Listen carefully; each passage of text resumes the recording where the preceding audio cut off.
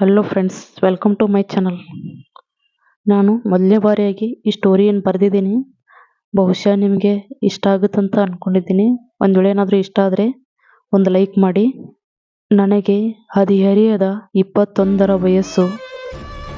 ಕಣ್ಣಲ್ಲಿ 108 ಕನಸುಗಳು ಇತ್ತು ಆವತ್ತು. ಆದರೆ ಒಂದು ಹೆಣ್ಣು ಸಿಕ್ಕಿತು, ಒಂದು ಮನಕ್ಕೆ ಮದವೇರುವಷ್ಟು ಪ್ರೀತಿ ಕೊಡುವಷ್ಟು. ನಾನು ನನ್ನ ಕನಸುಗಳನ್ನೂ ಸುಡುವಷ್ಟು ಹುಚ್ಚನಾದೆ. ತಾಯಿಯ ಮಮತೆಯನ್ನೂ ಮರೆಯುವಷ್ಟು ಮೂರ್ಖನಾದೆ. ಆದರೆ ಕಾಲೇಜು ದಿನಗಳ ನಂತರ ನನ್ನಿಂದ ಏನೂ ಮಾಡಲು ಸಾಧ್ಯವಿಲ್ಲವೆಂದು ತೊರೆದು ಹೋದಳು. ನಾನು ಬಯಸಿದ ಹೆಣ್ಣ ಇದು ಎನ್ನುವಷ್ಟು ನೋವು ಕೊಟ್ಟು.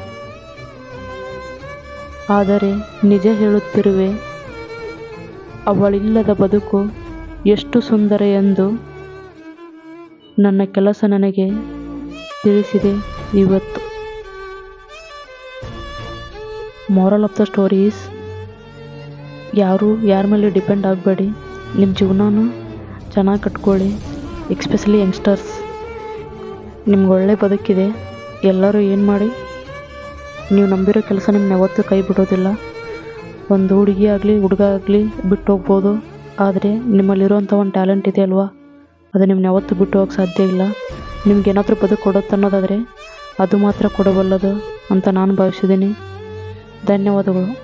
Thank you so much video ನೋಡಿದ್ದಕ್ಕಾಗಿ.